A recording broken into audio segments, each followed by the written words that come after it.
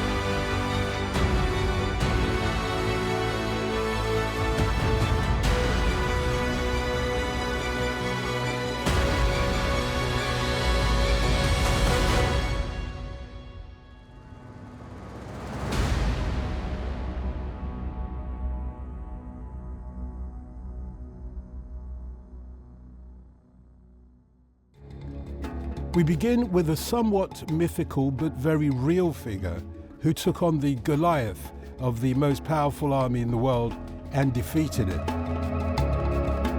Queen Nanny, Granny Nanny, or as she's also known, Nanny of the Maroons, is Jamaica's original national hero. Her face adorns the country's $500 bill, recalling the story of a freedom fighter who stood up to the might of the British military to win freedom for her enslaved people.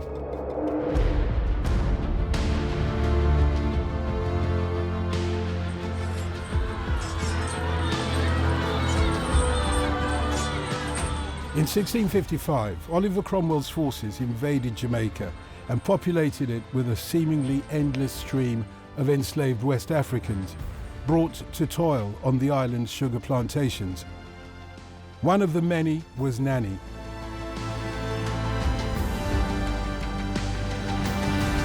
Along with her 4 brothers, she's believed to have been abducted from the Ashanti tribe in present-day Ghana and transported in chains across the Atlantic. Together with her brothers, she escaped and took up arms in rebellion to win battle after battle.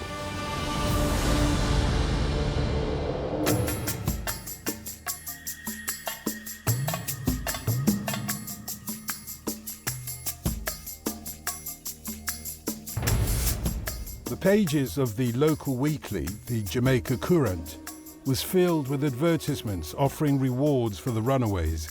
But Nanny and her rebels offered something more valuable: freedom.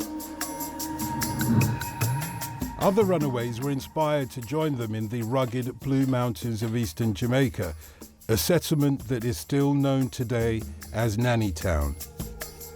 How she achieved this is a matter of folklore, including magical powers attributed to her. Stories survive of her guerrilla tactics, the use of sophisticated camouflage, and how her followers communicated by drum beats and the call of an African horn, the abeng, to sound the alarm. Nanny Town was finally captured and destroyed.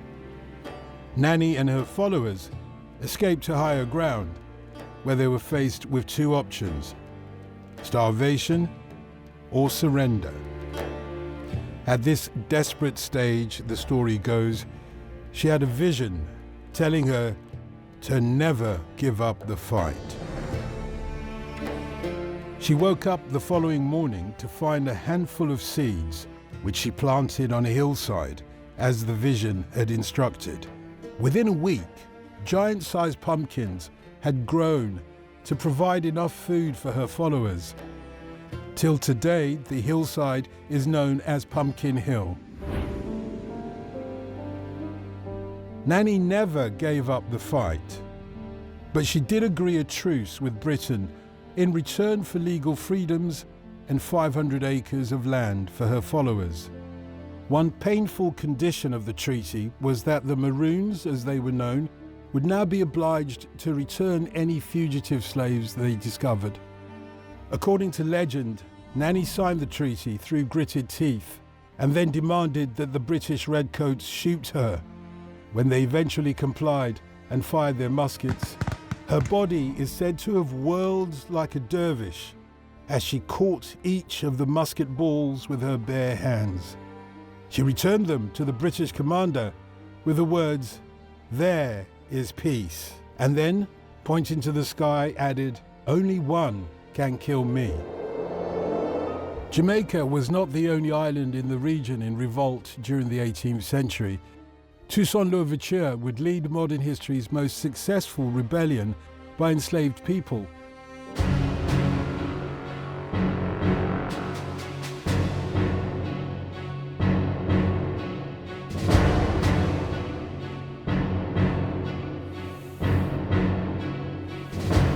The island of Hispaniola had been divided and renamed. One side, Santo Domingo, was governed by Spain, and the other, San Domingue, was ruled by France. Thousands of miles away, the French Revolution of 1789 extended citizenship to anyone with a parent born in France.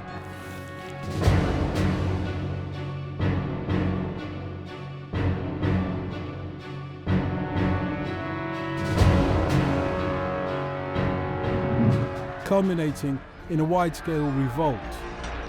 On the 22nd of August 1791, the so-called Night of the Fire, all hell broke loose. Plantations were set ablaze and there was widespread bloodshed. From the ashes, Toussaint Louverture emerged as the rebellion's natural leader. A skillful tactician, he initially sided with Spain against France. The French response was to quell the threat from its colonial rivals by extending citizenship to all people within its empire. Toussaint reciprocated by switching allegiance to secure a French-approved legal hold on San Domingue, after which he conquered Santo Domingo and abolished slavery from Hispaniola forever. Back in France, Napoleon Bonaparte, the emperor, was outraged at Louverture's unilateral constitution. He sent 20,000 troops across the ocean to restore his authority. In the ensuing battles, Bonaparte's army suffered huge losses against Toussaint's fighters. Eventually, the French offered him a peace treaty, but insisted that he come to France in person to sign it. It was a trap. Arriving at what he thought was a diplomatic meeting on the island to discuss terms, Toussaint was handcuffed and quickly transported to France in custody and thrown in a dungeon where he spent the rest of his days petitioning Napoleon for his release.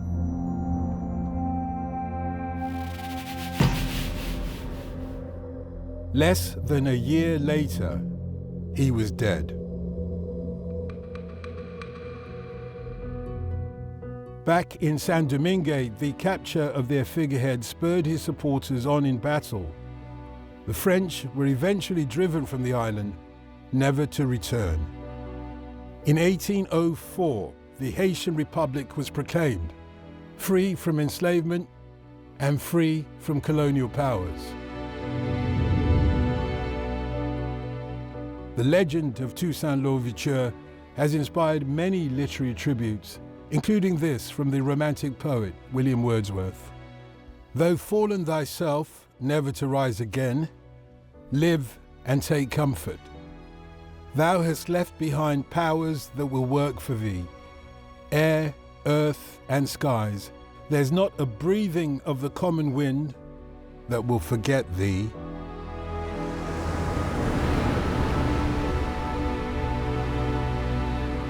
Louverture and Nanny before him fought fire with fire.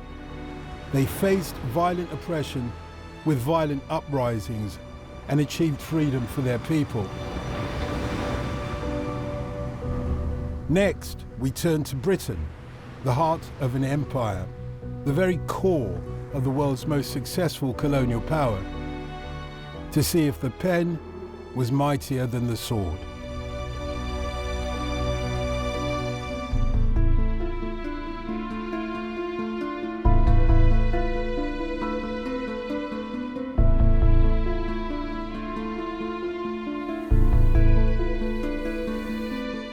Olaudah Equiano's story begins in his homeland of Igbo, now part of Nigeria.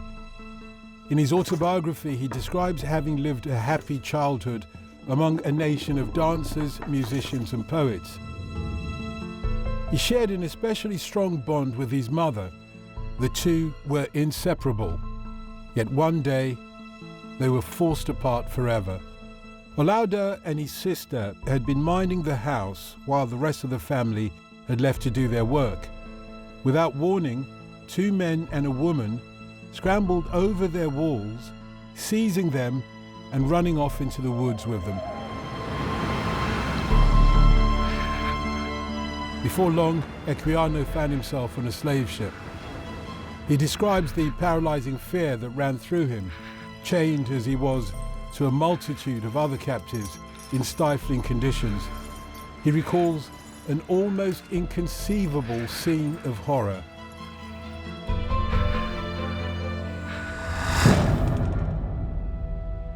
During the years of bondage that followed, he was sold several times and failed in his attempts to escape. Eventually, he was offered the opportunity to purchase his freedom using money he had earned trading loose items. He paid the ransom and settled in London, where he became a renowned abolitionist. Bearing his own traumatic memories of enslavement, his voice was especially important in the movement. Yet his eminence attracted hostility. He was branded a fraud by his detractors who sought to undermine his testimony. In the April 1792 issue of the Oracle, a letter appeared claiming that he had never been to Africa, but was born and bred in the Danish island of Santa Cruz in the West Indies. The article read sneeringly, "What, we will ask any man of plain understanding, must that cause be which can lean for support on falsehoods as audaciously propagated as they are easily detected?" 2 days later, the Star reprinted the allegations. Equiano called on his colleagues and supporters to back him. They threatened the Oracle with legal action. The newspaper immediately retracted the letter, conceding that it was likely part of an anti-abolitionist plot to weaken the evidence brought against the enslavement trade. It was far from the last of such attempts to discredit the veracity of black suffering.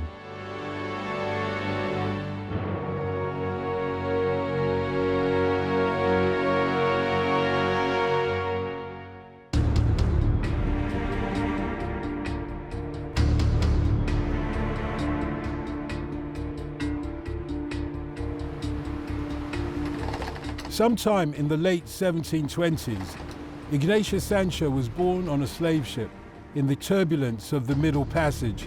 His mother died not long after. His father chose to die than be enslaved. On arriving in London, the infant orphan was taken to live with 3 sisters in Greenwich. He grew to become a sociable figure. He acquainted himself with a British peer of the realm, John Montagu, who was so impressed by Sancho's intellect, he encouraged him to read and write, lending him books from his personal library. Becoming more keenly aware of his enslavement, Sancho fled the oppressive household of the 3 sisters to the refuge of the Montagu family, where he persuaded them to employ him as a butler. With the Montagus, Sancho immersed himself in music, poetry, reading, and writing. He became a celebrated figure in aristocratic circles and acquainted himself with the great and the good. Above all, Sancho was a man of letters. One of his most acclaimed correspondences was with the influential novelist Laurence Sterne, author of Tristram Shandy. In it, Sancho called on the author to speak out about the enslavement trade. "Think in me, you behold the uplifted hands of thousands of my brother Moors." In reply, Sterne proclaimed Sancho's cause, declaring a shared human condition, a brotherhood, bound in blood and unseparated by insensible gradations in the colour of skin. His response was widely published and became a touchstone for the abolition of the slave trade. Through the power of his pen, Sancho articulated the black experience in Britain.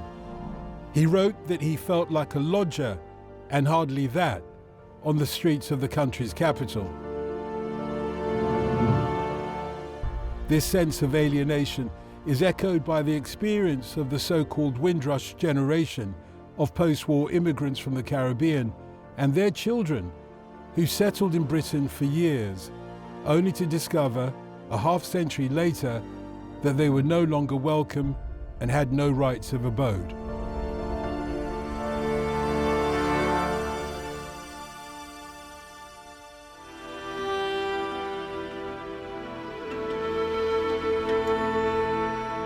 Shortly before Ignatius Sancho's death in 1780, he mentions in a letter the case of a young enslaved woman who had authored and published a collection of poems. A genius in bondage, he called her.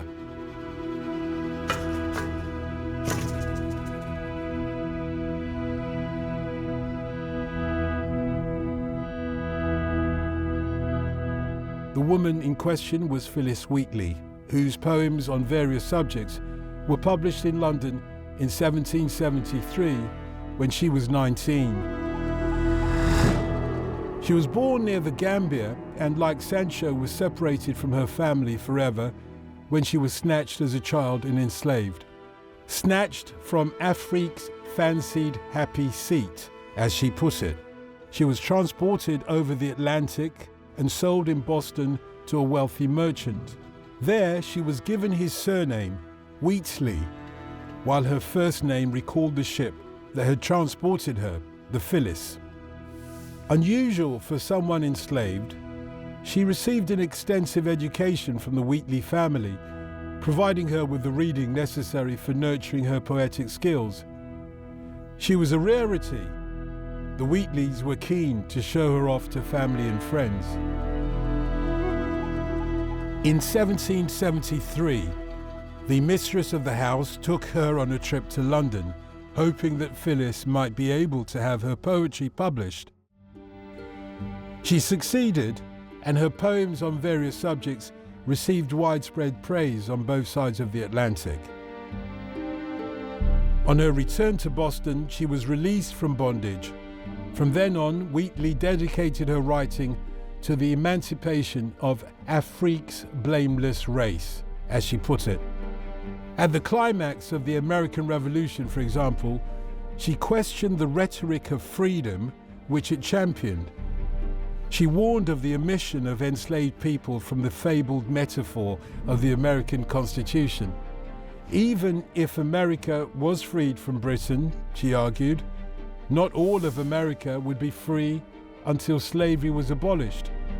After all, what did a proclamation of freedom mean if it only applied to arbitrarily selected Americans? If all were created equal and endowed with the inalienable right to life, liberty, and the pursuit of happiness, why were some people excluded? In other words, Black Lives Matter, a sentiment that America continues to grapple with. Something as I've gained more knowledge about what's going on in this country in the past, what's going on currently, these aren't new situations. This isn't new ground. To me, this is something that has to change. And when there's significant change, and I feel like that flag represents what it's supposed to represent, and this country is representing people the way that it's supposed to, I'll stand.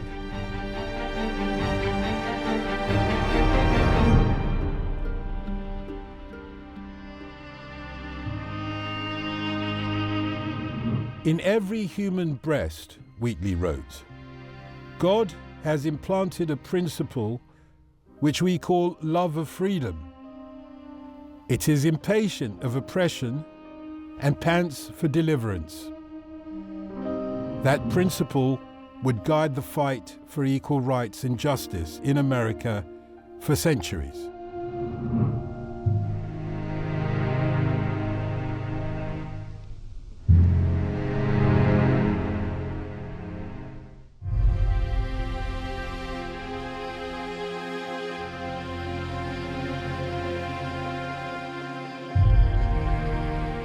Sojourner Truth, born Isabel Baumfree, was one of 10 or 12 children of a single family born into slavery in 1797. The family lived in a Dutch-speaking part of New York, and Truth spoke only Dutch until she was a 9-year-old and forced to learn English. In her early 30s, Truth managed to escape with her infant child, Sophia. She found her calling in 1843 when she converted to Methodism. On June the 1st, Pentecost Sunday, she heard the Spirit of God calling on her to preach the truth. This divine command led her to change her name from Isabel Baumfree to Sojourner Truth. Traveling north through Connecticut to Massachusetts, she began to preach restlessly, giving inspired, improvised sermons on the abolition of slavery. She also fought for women's rights wherever she went, attending women's rights conventions and lending her voice there. During this time, she came to know other prominent abolitionists such as William Lloyd Garrison and Frederick Douglass. Like Douglass, Truth's legacy as a symbol of resistance has been manipulated in different ways by different parties. Most famously, in 1851, on a lecture tour through the state of New York, Truth delivered a speech on women's rights, which later became known as her Ain't I a Woman speech. In it, she demanded equal rights for women as well as for black people. Fascinatingly, the speech has been recorded in dramatically different ways. The first version was published only a month after Truth delivered it and made no mention of the question, Ain't I a Woman, which has become so famous since. The speech then received wider publicity during the American Civil War, when a leading white feminist abolitionist, Frances Dana Barker Gage, published an altered version. Gage inserted the repeated question, Ain't I a Woman, which gave the speech the title it's known by today. Notably, Gage edited Truth's speech to have characteristics of Southern slave dialects. It's highly unlikely that Truth actually spoke like this, since she was born and raised Dutch-speaking in New York State. Original reports of the speech also suggested that Truth was warmly received by the audience, but Gage recorded that Truth met with hisses and calls to prevent her from speaking. Gage herself admitted that her edited version had given but a faint sketch of the original speech, but she believed her version was stronger and more palatable to white American readers. In other words, it made abolitionism more saleable. The white abolitionist agenda had forced Truth's successes to be distorted and her identity unknowingly sacrificed. in its attempt to achieve what it sought to within the wider story of history.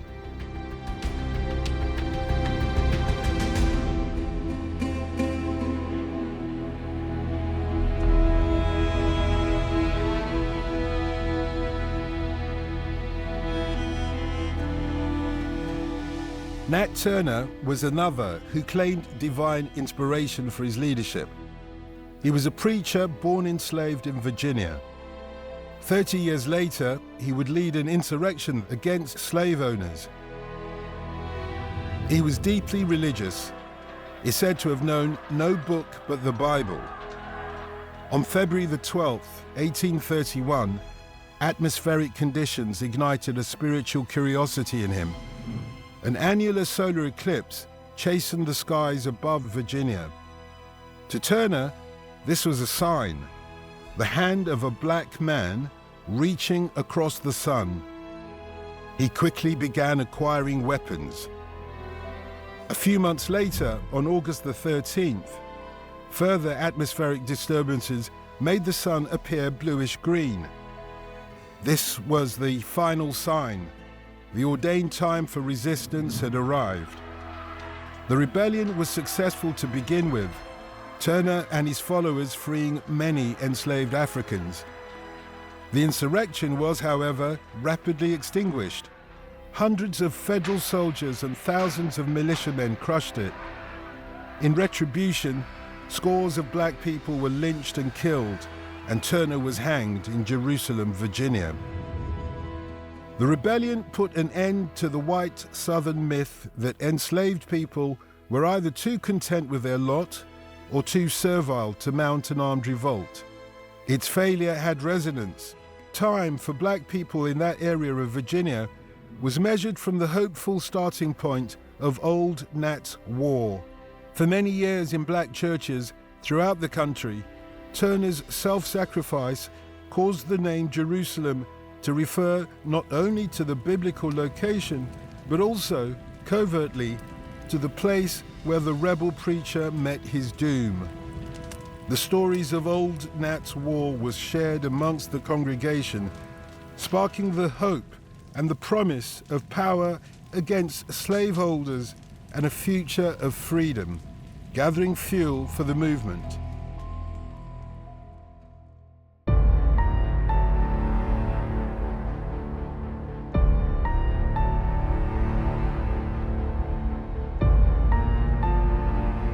Frederick Douglass escaped his enslavement in 1838 and became a great writer and orator. A runaway from the Southern house of bondage, his back all horribly scarred by the lash. With the bitter remembrance of a life of slavery, he published his memoirs, telling of his past history, his present condition, his future prospects as a stern avenger of outraged humanity. As an abolitionist, Douglass was forced to choose sides between African Americans who wanted to return to Africa and those who wanted to remain in the land of their birth. Douglass chose remaining and fighting for change in America, at odds with those who favored repatriation, such as the American Colonization Society. In a letter published in his newspaper The North Star in 1848, Douglass wrote that the society was next to slavery the deadliest foe of the colored man. Like Sojourner Truth or Colin Kaepernick centuries later, Frederick Douglass refused to be silenced. No one's tried to quiet me, and to be honest, it's not something I'm gonna be quiet about. I'm gonna speak the truth when I'm asked about it. People are dying in vain because this country isn't holding their end of the bargain up. Giving freedom and justice and liberty to everybody. It's something that's not happening. On 4th of July 1852, Douglass delivered his most famous speech. What to the slave is the 4th of July? What have I, or those I represent, to do with your national independence, he asks. Are the great principles of political freedom and of natural justice embodied in that Declaration of Independence extended to us? Am I called upon to express devout gratitude for the blessings resulting from your independence to us?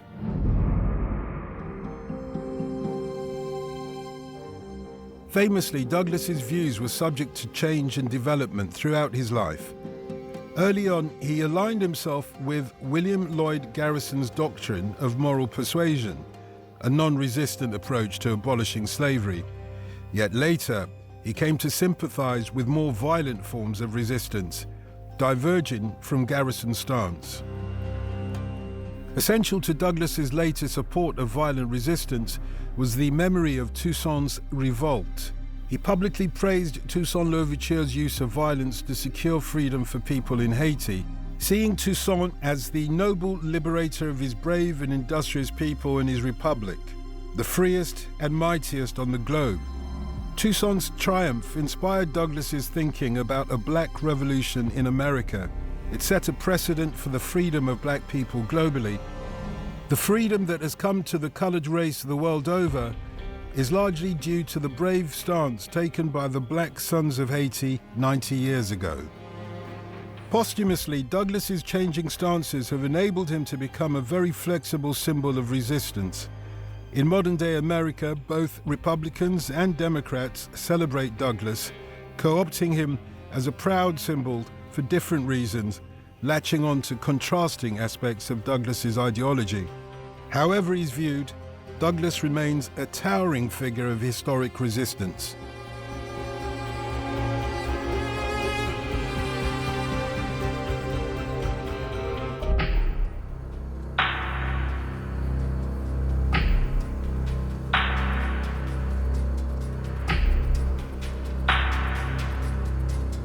The Dred Scott case of 1857 left an indelible mark in the history of US race relations.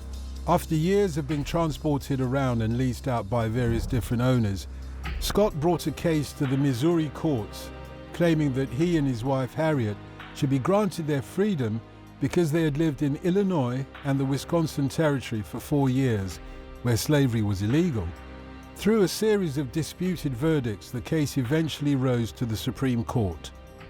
Here, at the highest judicial level, the lower court's precedence of once free, always free was overturned. This precedence held that if an enslaved person achieved freedom in a free state, on their return to a slave state, they would remain free. The court decided 7-2 against Scott. Chief Justice Roger B. Taney ruling that black people are not included and were not intended to be included under the word citizens in the Constitution, and can therefore claim none of the rights and privileges which that instrument provides for and secures to citizens of the United States.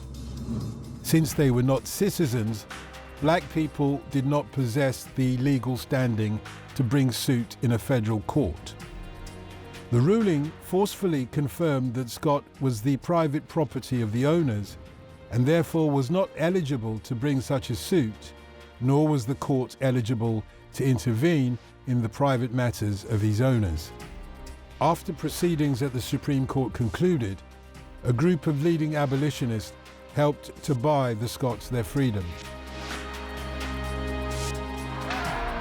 Meanwhile, the Civil War, which would erupt in 1861, was brewing ever more ominously. The Scott case seriously increased tensions between pro-slavery and anti-slavery factions in the North and South. America has wrestled with the judgment in the Dred Scott case for more than 150 years. Still today, there are those in America who question the citizenship rights of African Americans, including that of President Barack Obama.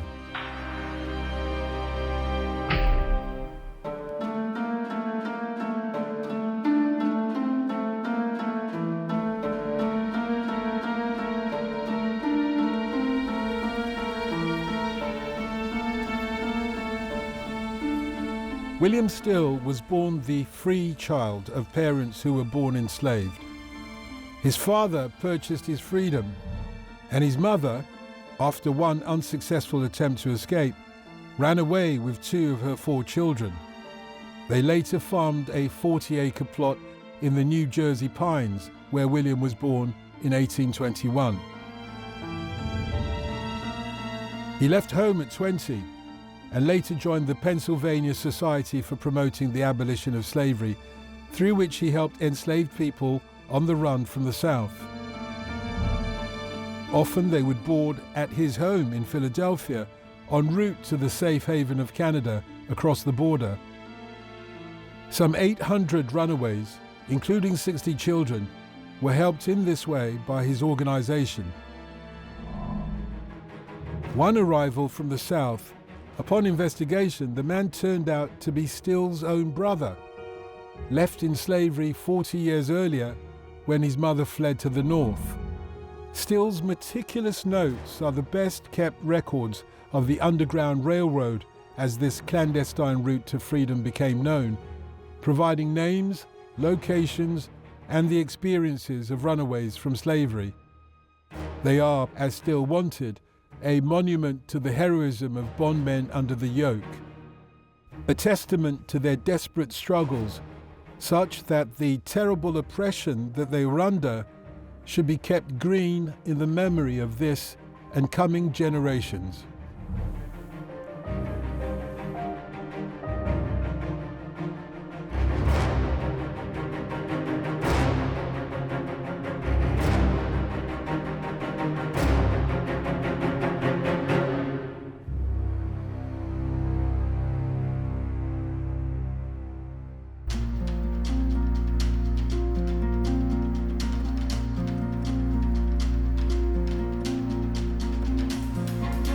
The Underground Railway has many heroes. Chief amongst them is Harriet Tubman, whose success in helping enslaved men, women, and children to freedom is unparalleled. In her own words, "I was conductor of the Underground Railroad for 8 years, and I can say what most conductors can't say. I never ran my train off the track, and I never lost a passenger."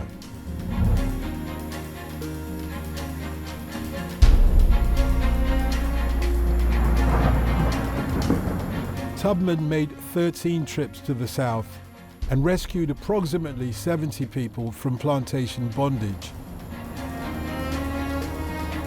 She carried out her missions in winter, under cover of darkness, and used the stars in the night sky to guide her passengers to freedom, as she had done for her own escape years earlier.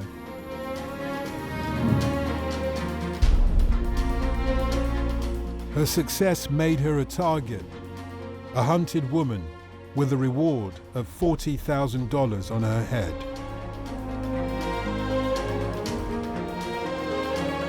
The US Congress rushed through the Fugitive Slave Law in 1850 to make it a crime to harbor runaways, and sanctioned the brutal treatment of any who were recaptured and returned to their owners.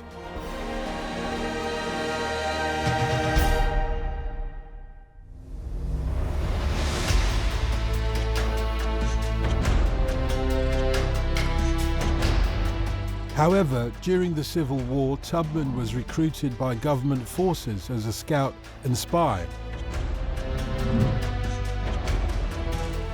And at the raid on the Combahee Ferry in 1863, where rebel forces were defeated, she helped liberate more than 700 enslaved people.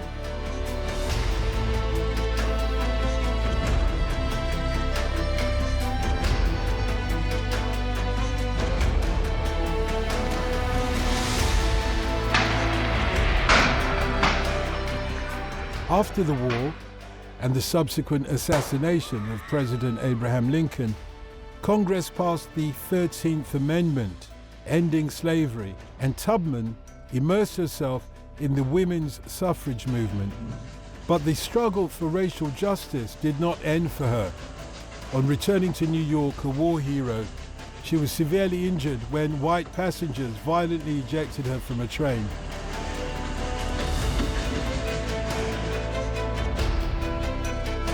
Many generations on, African-American war veterans would discover when they went back to the States after serving their country in conflicts abroad that they were still not afforded the equal rights and justice of their fellow Americans.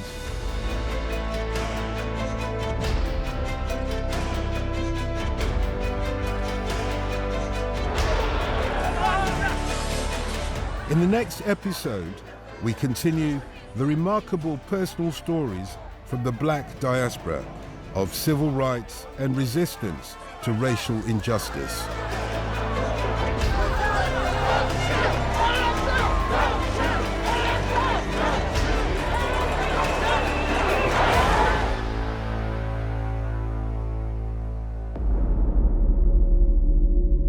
The American Civil War was over. Enslaved people were now free people. Though the chains of physical bondage were gone, new ways were found to restore the pre-war social order, to keep black people down and subjugated. Racist Jim Crow bylaws, for example, were enacted in the South long before South Africa institutionalized them as apartheid. They ensured that whatever the situation, black folks got the rough end of the stick. The worst housing, the worst schools, the worst jobs, and the worst protection in the face of the law. Right across America, despite what the Founding Fathers had written in the Constitution, it was apparent that not all men were created equal. For Black America, the struggle continued. As the 19th turned into the 20th century, three leaders emerged with three very different views on how to tackle racial injustice: Booker T. Washington, W.B. Du Bois, and Marcus Garvey.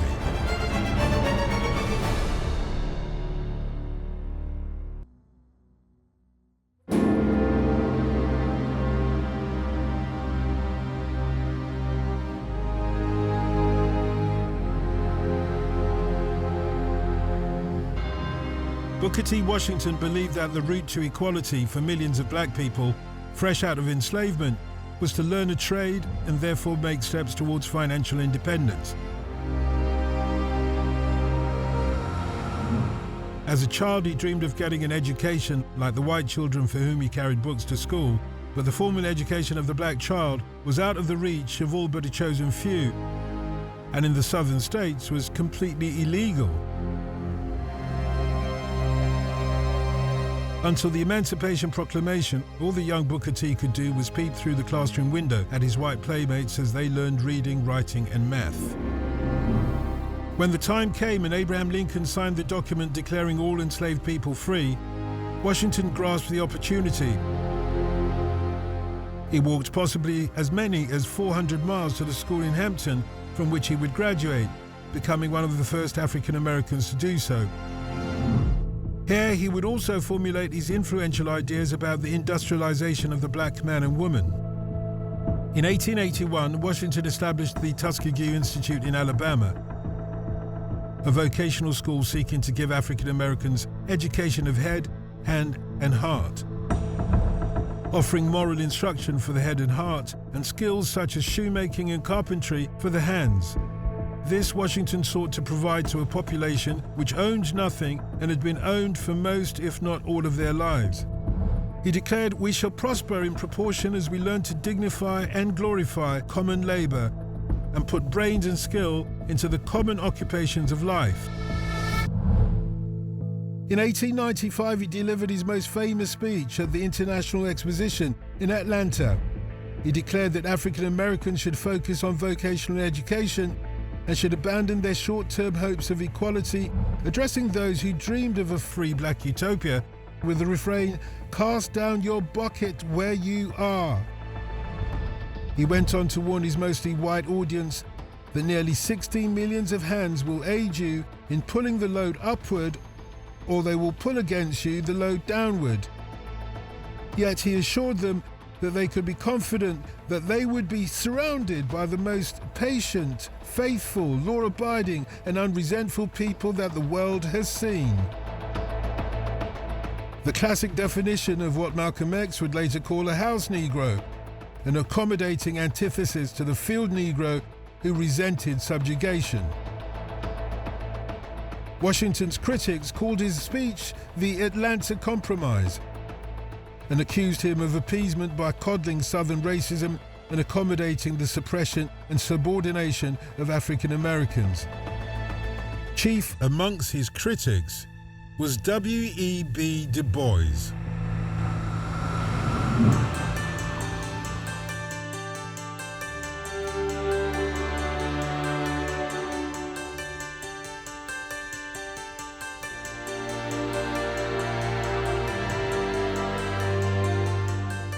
As early as 1903, W.B. Du Bois had condemned Washington's program of industrial education, conciliation of the South, and submission and silence as to civil and political rights, as well as his assurance to white people that they needn't fear social intermingling.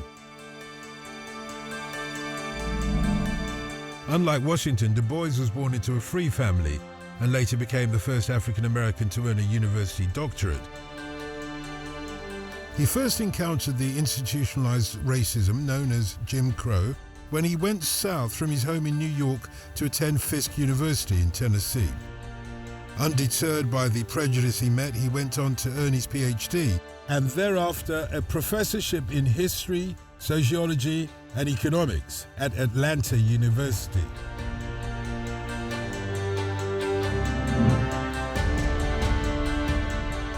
While Washington's successes came from the grassroots, Du Bois focused on the cream of the crop, the black intelligentsia or talented tenth, whom he believed would raise the rest of the race by creating a path for others to follow.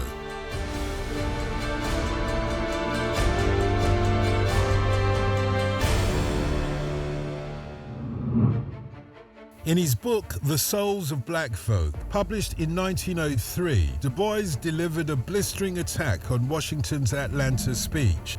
Du Bois claimed that Washington opposed the higher training and ambition of black minds, believing that even if there was economic benefit to Washington's methods of preparing black people for industrialization, this benefit could not be defended unless black people had the right to vote, were full citizens, and had civil rights. He also founded the Niagara Movement for social and political emancipation of African Americans. This directly opposed Washington's racial accommodation goals. Its ideals laid the seeds for the National Association for the Advancement of Colored People, known as the NAACP, founded in 1909. The problem of the 20th century is the color line, a term for racial segregation derived from Frederick Douglass, Du Bois would state at its dawn. He then embarked on a mission to promote Pan-Africanism as a solution to the new century's problem. Du Bois led with an international mindset, but back in the United States, many black people were in search of an alternative Pan-Africanist leader who spoke to them at the grassroots.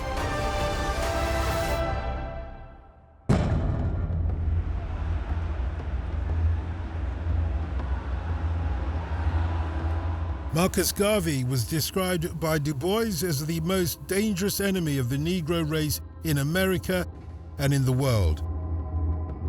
Born in Jamaica but based in Harlem, he began publishing The Negro World in 1918, a weekly paper spreading his form of Pan-Africanism known as Garveyism with the mantra, "Up, you mighty race, accomplish what you will." We believe that the time has come to unite these 400 million people for the one common purpose of bettering their condition. Garveyism's militant black nationalism saw the answer to the color line as complete separation from white people.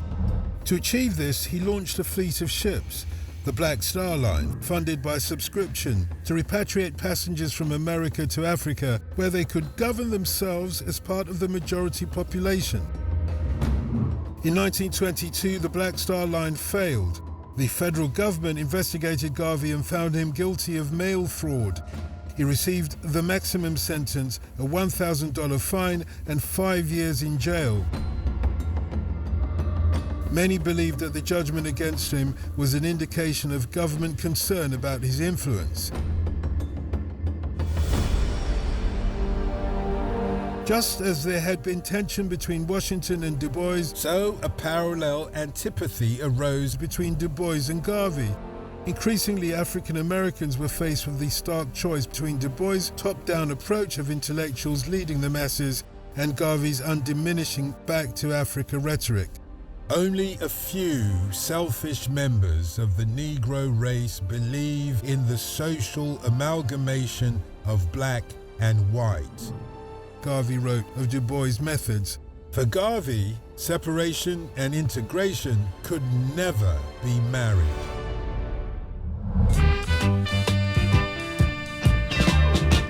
No one remember full Marcus Garvey.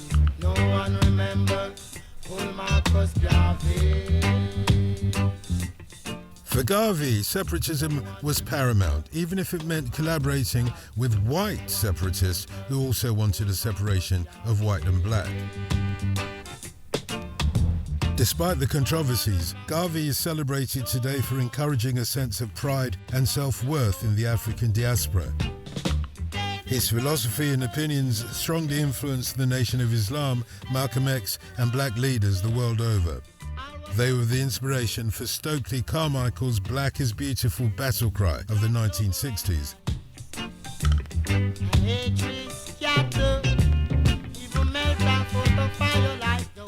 There was no shortage of protest movements for African Americans to join in the early 20th century. The problem was deciding which of the opposing leaders to align with.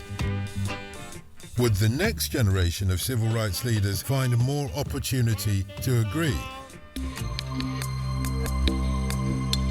As George Floyd's death has shown, an extrajudicial killing in broad daylight, in full view, has the power to spark a worldwide protest.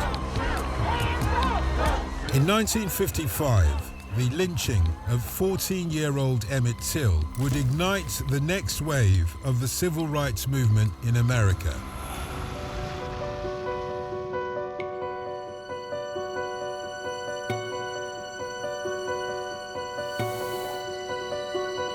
In August, while staying with his cousins in Mississippi, Emmett Till was accused of offending a 21-year-old white woman, Carol Bryant, in her family's grocery store. Later, in the middle of the night, Bryant's husband and half-brother abducted Till and shot and tortured him, leaving his body to sink in the Tallahatchie River. 3 days later, Till's 12-year-old cousin, who was a witness to the abduction, identified the ring on the mutilated body, a memento of Emmett Till's father, Louis, that had been handed down. Despite efforts to prevent her, Emmett's mother, Mamie Till, insisted on her son lying in state in an open casket. Thousands lined the streets to pay their respects. What they saw would stay with them forever. In court, Carol Bryant testified against the dead boy. 62 years later, she finally admitted that she had made up the story that would end in his brutal murder. Roy Bryant and J.W. Milan were acquitted, despite an extraordinarily brave testimony by Till's grandfather Moses Wright, identifying the culprits. "Thou he said, pointing to the men who had abducted his grandson. It may have been the first time that a black man had stood in open court in the South accusing a white man of a crime. His supporters rushed him out of the courthouse, fearing severe consequences, and helped him escape to the North to a new life. Despite the overwhelming evidence, the two defendants were found not guilty. The all-white jury took just 67 minutes to reach its verdict.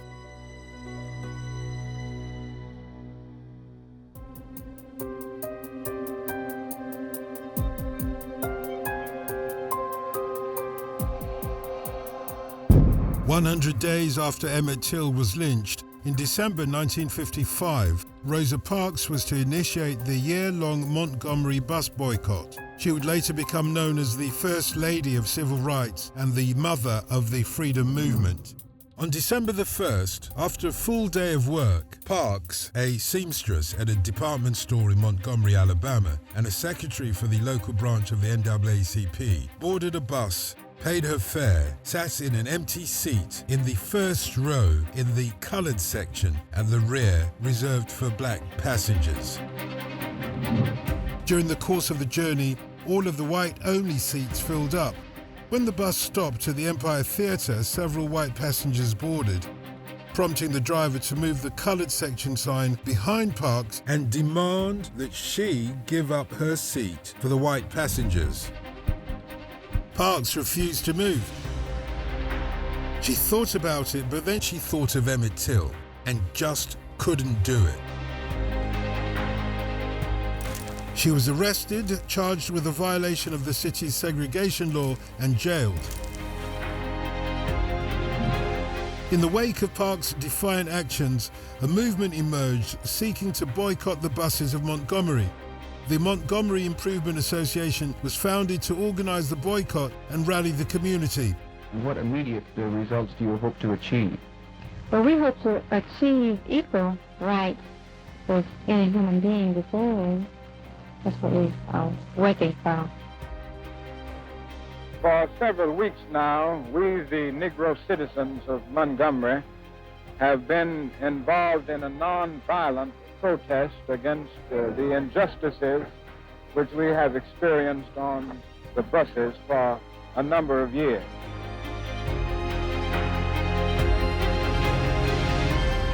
The year-long boycott would finally see success in December 1956.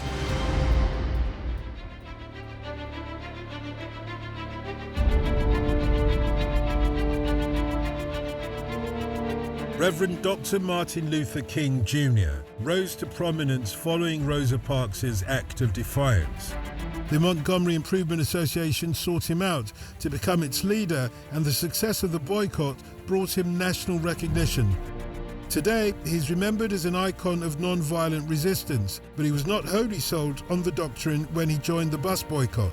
His initial response to increasing threats of violence against him was to apply for a gun license to protect himself and his family. His application was rejected. At times I am rather soft and maybe a little gentle, but I have strongly advocated direct action. One night, he received a particularly threatening phone call.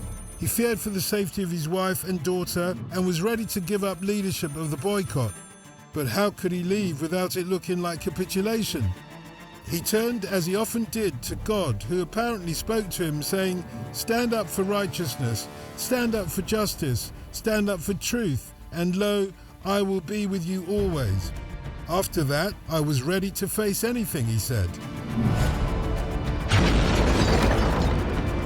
3 nights later, King's house was bombed. When he stood by what was left of his home, he calmly declared, "We can't solve this problem through retaliatory violence. We must meet violence with non-violence." We are depending on moral and spiritual forces, using the method of passive resistance. For King, love was the most powerful weapon in the world, and non-violence was love expressed politically. I have a dream that my 4 little children will one day live in a nation where they will not be judged by the color of their skin, but by the content of their character. I have a dream today.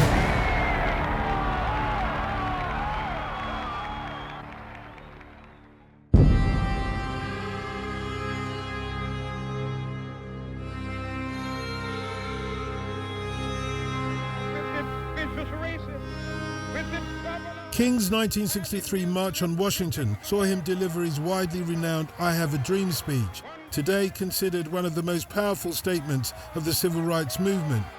But at the time, it faced criticism. Malcolm X was one of King's most powerful critics. Whoever heard of angry revolutionists swinging their bare feet together with oppressors in lily pad pools, with gospels and guitars and "I Have a Dream" speeches, he would say? Contrary to King, Malcolm X believed in pursuing freedom by any means necessary, as he declared at the founding rally of his newly formed Organization of Afro-American Unity, a year after King's "I Have a Dream" speech. By any means necessary. By whatever means is necessary to bring about complete respect and recognition of the 22 million black people in America as human beings. That's what we're for. That's what we're dedicated to. Their methods may have differed, but Malcolm X and Martin Luther King were not the sworn enemies the press portrayed them to be. They were in agreement in their goals, equality for African Americans. When they finally met in 1964, after one of King's meetings, they greeted each other warmly and respectfully. The real animosity was between Malcolm X and the Nation of Islam, the radical African American Muslim group that he had been a member of, but with whom he had fallen out acrimoniously. He had many enemies, and in the course of the next year would pay with his life. On 21st of February 1965, he prepared to address a large audience at the Audubon Ballroom in New York. Malcolm X was gunned down. He was only 39 years old. 3 years later, when he was also 39 years old, Martin Luther King was shot dead on the balcony of the Lorraine Motel in Memphis, Tennessee. At the time of Malcolm X's death, his political perspectives and King's were converging. Malcolm was becoming more conciliatory and King gradually more militant. Their joint legacy remains that, in pursuing equal rights and justice, neither man was afraid of facing death.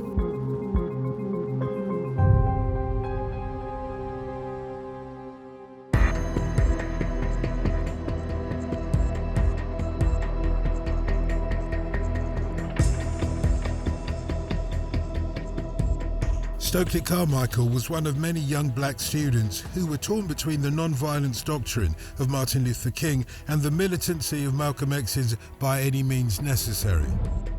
Initially, he aligned himself with Reverend King and took part in what were known as freedom rides, bus journeys that defied the segregation of interstate travel.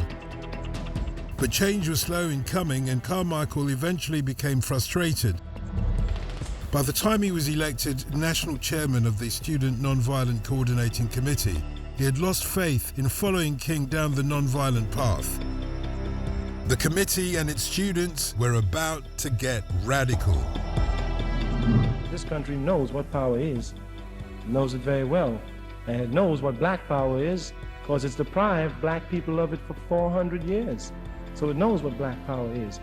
If we had said Negro power, nobody would get scared. Everybody would support it. If we said power for colored people, everybody'd be for that. But it is the word black. It is the word black that bothers people in this country, and that's their problem, not mine. Their problem. By the late 1960s, a black power movement had formed and was gaining prominence. Many of its ideas were influenced by Malcolm's criticism of King's peaceful methods. Now we have two psychological battles that we're fighting against white folks. We won one. They told us that we should hate Malcolm X. We dumped that, thank God. When Malcolm X was assassinated in 1965, new organizations supporting black power were formed. By 1968, Carmichael had distanced himself from the Student Nonviolent Coordinating Committee and had joined the Black Panther Party. We will work to consolidate our power. We will work to get more people elected who will speak for us. Just as Colin Kaepernick's taking the knee has echoed in Britain, so other past forms of resistance have resonated across the Atlantic. In 1963, Martin Luther King and Rosa Parks' Montgomery bus boycott 8 years earlier had its parallel in Bristol, in the west of England.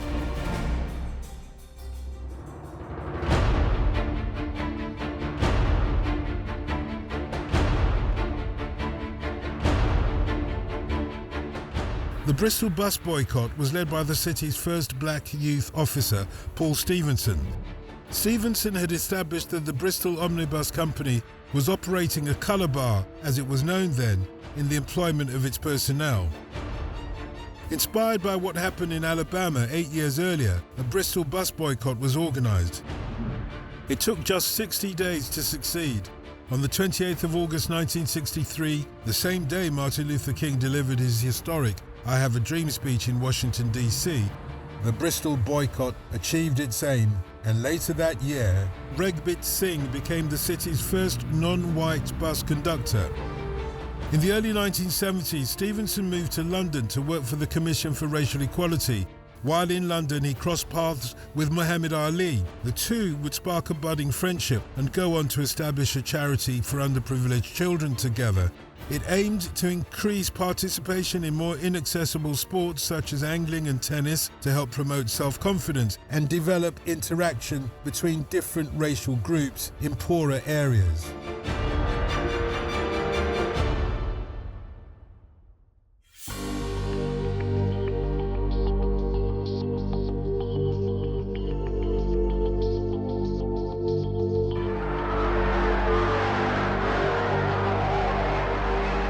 Muhammad Ali's boxing career took a turn towards social activism in 1966 when he refused to be drafted into the military, publicly declaring his opposition to the Vietnam War.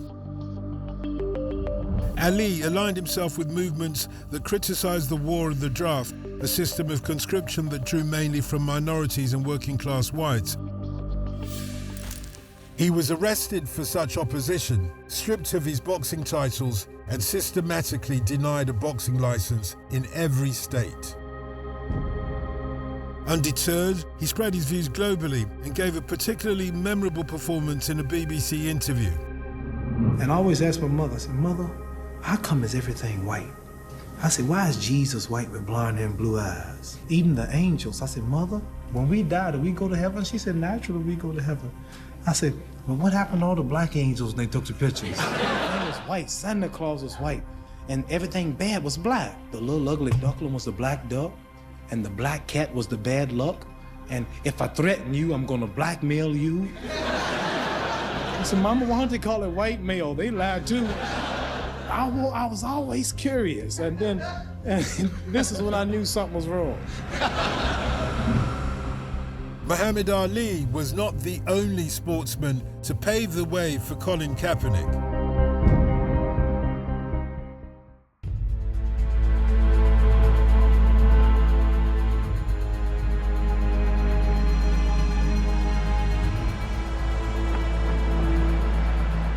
In the 1968 Mexico Olympics, two African-American athletes, Tommie Smith and John Carlos, made history. When the US national anthem began to play at the 200-meter final, as Smith and Carlos stood on the podium, in an act that would completely change their lives, they bowed their heads and each raised a black-gloved fist. As they left the podium, they were booed by the crowd. The image of their salute would become front-page news around the world. Smith explained the protest.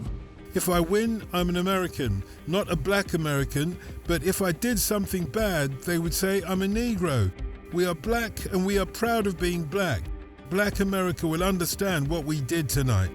Like Ali and Colin Kaepernick alike, the athletes faced huge backlash.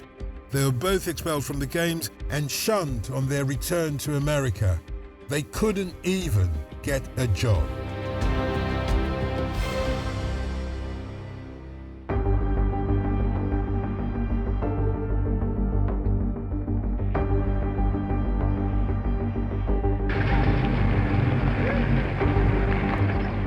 In 1967, the year before Smith and Carlos's protest, Stokely Carmichael visited London to speak at a conference. An explosion of Black Power initiatives in Britain followed. Among British civil rights activist Darcus Howe, who edited the magazine Race Today, rose to particular prominence in 1970 as one of the Mangrove Nine. The Mangrove was a Caribbean restaurant in Notting Hill and an important meeting place for the black community. On the 9th of August 1970, the Action Committee in Defense of the Mangrove Restaurant called a demonstration because that restaurant had been consistently harassed by the police. Ostensibly for drugs, nothing was found, and so the community responded with a demonstration.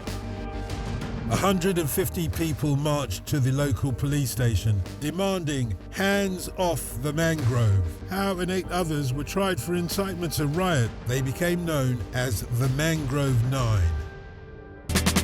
Talk us out of jail. Race today cannot fail.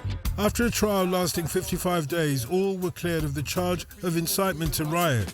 The trial marked the first judicial acknowledgement of racial prejudice in the Metropolitan Police. Him stand up in the court like a mighty lion. Him stand up in the court like a man of iron.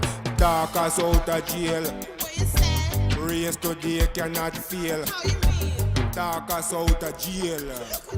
The people's will must prevail. My terms, that experience is one which could be easily described as brutal, harassing, and generally repressive. Howe's activism would also reach recognition when he organised a Black People's Day of Action in 1981, following police inadequacy and bias dealing with the New Cross fire, in which 13 young black people were killed. One survivor took his own life 2 years later. 20,000 people marched for 8 hours from Deptford to Hyde Park, carrying placards which read, "13 dead and nothing said," and "No police cover-up."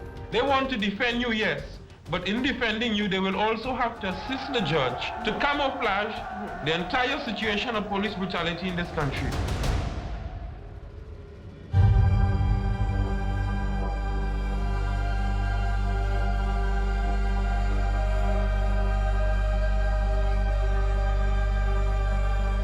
Under the 1948 Nationalities Act, which created the status of citizen of the United Kingdom and colonies, 10,000 people emigrated to the UK from the Caribbean colonies, promised prosperity as Britain rebuilt after the Second World War. And so, on June the 22nd, 1948, 500 migrants arrived from the Caribbean at Tilbury Docks in Essex on board the Empire Windrush. The Windrush generation. Paulette Wilson was one member of this generation. The new citizens' passports were stamped with indefinite leave to remain, and children were accounted for under their parents' documents. Yet in 2012, the hostile environment immigration policy would make it as difficult as possible for people without leave to remain to stay in the UK. Included in this were threats to deport people from Commonwealth territories who had arrived in the UK before 1973, like the Windrush generation. Paulette Wilson had travelled to the UK legally under encouragement from the British government, but in 2016 she received a letter informing her that she was an immigration offender and needed to take immediate steps to return to Jamaica, a country she had not been to in over half a century. Wilson was arrested twice and detained in immigration removal centres. Only after a last-minute intervention by her MP was her deportation prevented. Going into detention centre is not nice. You're seeing people in wheelchairs, on walking stick, old people, you know, and you're thinking to yourself, well, what's going to happen to them when they go back to their own countries and like. When I think about it, it just brings heartache. I don't want to talk about it anymore. It just brings... Sorry. Wilson took decisive action and went to the Guardian newspaper to publicly speak out about her wrongful arrest and detention. This courageous step encouraged dozens of other people to come forward and tell how they'd been wrongly detained, or worse, removed from the UK. The affair would become known as the Windrush Scandal.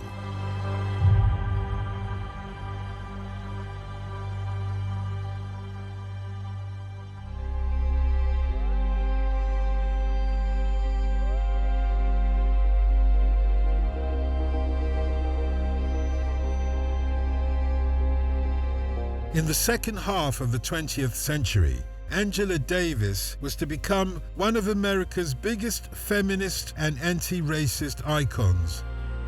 In 1970, she had a life-changing experience that would inform the direction of her activism forever. Early that year, 3 African-American inmates, the Soledad Brothers as they became known, were charged with the murder of a white prison guard at California's Soledad Prison. In response, the heavily armed 17-year-old student, Jonathan Jackson, whose brother George was one of the Soledad Three, gained control of a courtroom in California. When he tried to take hostages from the courtroom, a shootout ensued, and the judge, 2 convicts, and Jackson himself were killed.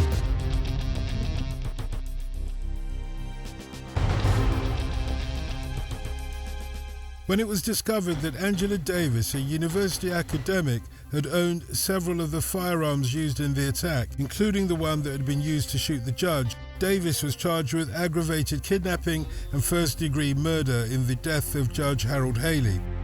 A massive attempt to find and arrest the 25-year-old Davis began. The FBI listed her on the 10 most wanted fugitives list. Davis went into hiding, but was captured 2 months later.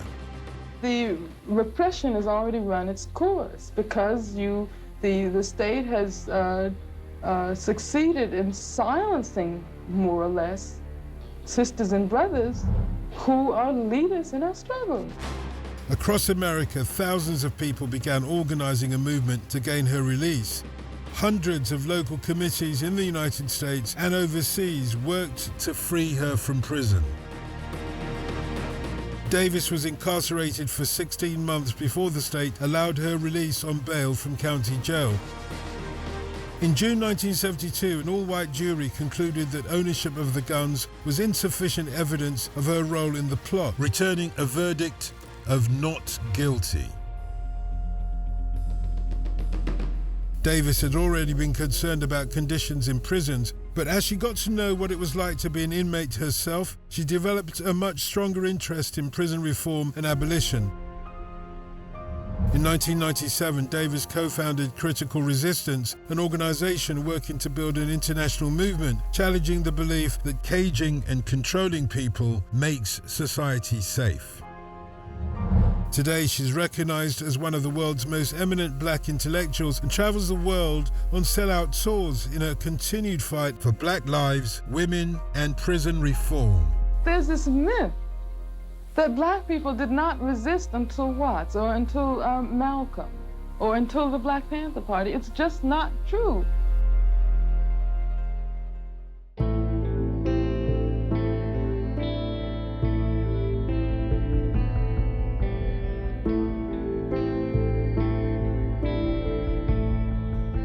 Maya Angelou was the unofficial poet laureate to Presidents Clinton and Obama.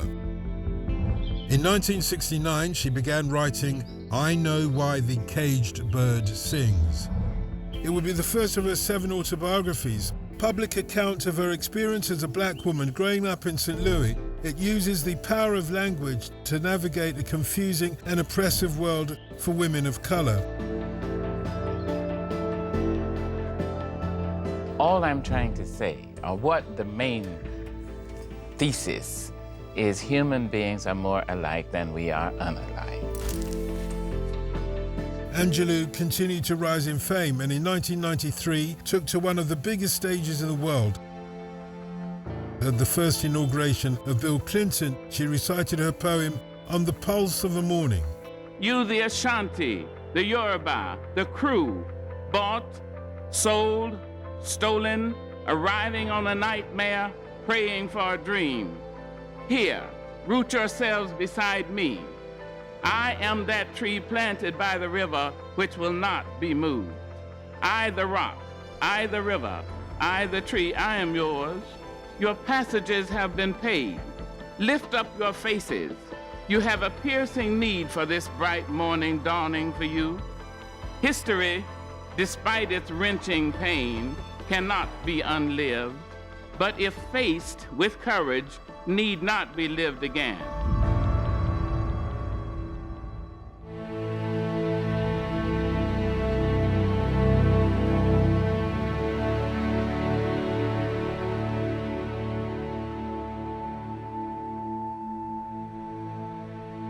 "16 years after Angelou performed her poem at Clinton's inauguration, the very same stage would see the inauguration of the first African-American Commander-in-Chief of the United States, President Barack Obama.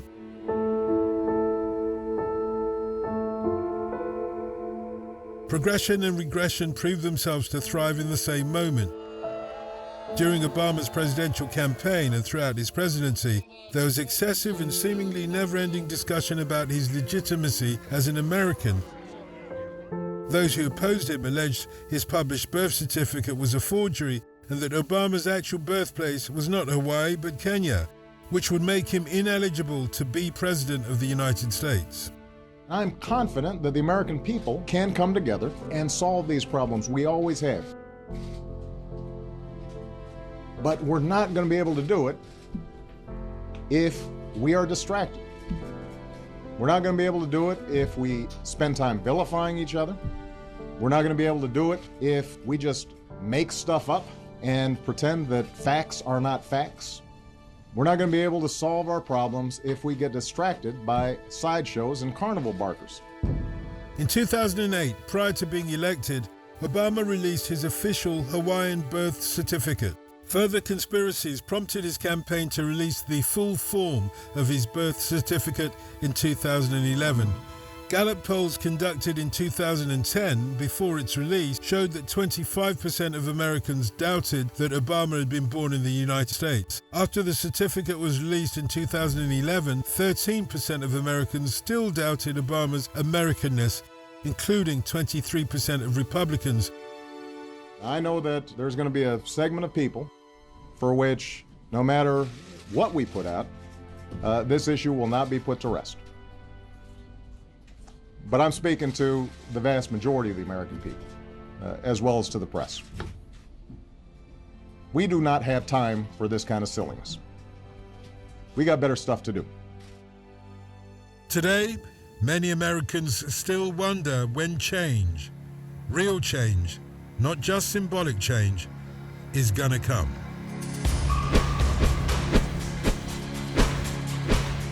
From Nanny of the Maroons to Colin Kaepernick, the story of resistance to racial oppression and discrimination against black people is centuries old and continues today. Through the incredible bravery of individuals, many of whom paid with their lives, and the struggle of their supporters, this story will never be forgotten and will inspire future generations as they learn why we take the knee, where it comes from, and the giants on whose shoulders this symbol stands.